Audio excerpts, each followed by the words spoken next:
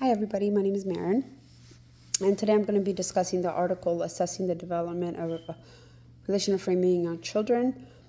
This study looks into how kids learn to make the connection between objects, ideas, and words, which is a very important skill for children to develop in regards to language development.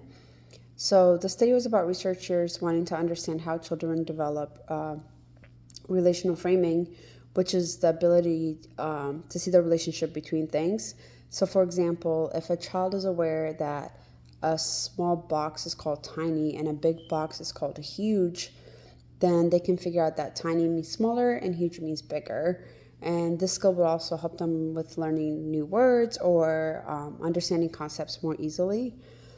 So to test this, they gave children different tasks. Some tasks were simple, such as like matching pictures, while others was testing to see if they can understand the new relationships between things like the kids have never seen before.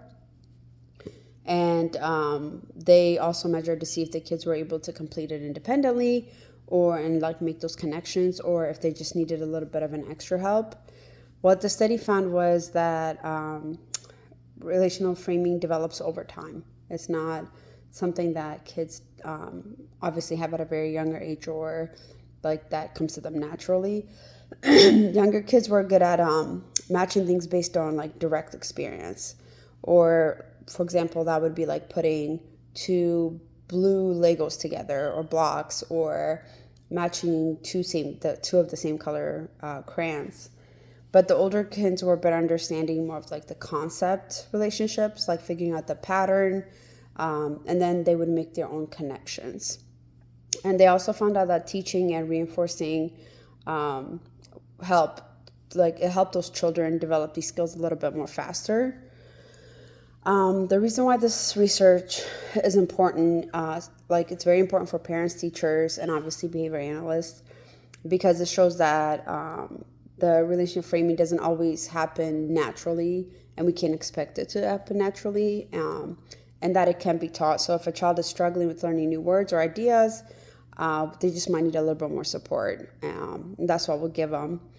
One of the things I found interesting about this article itself was that like how it reinforces the idea of breaking things down in smaller tasks, like using task analysis, for example, that it can actually help with the development of language, problem solving, and flexible thinking, especially for the kiddos that we serve that have autism or learning delays.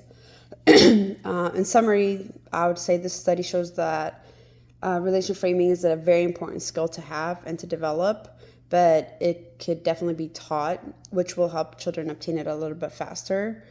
And it could also help us understand and help us create better ways to support children in their learning journey. Thank you.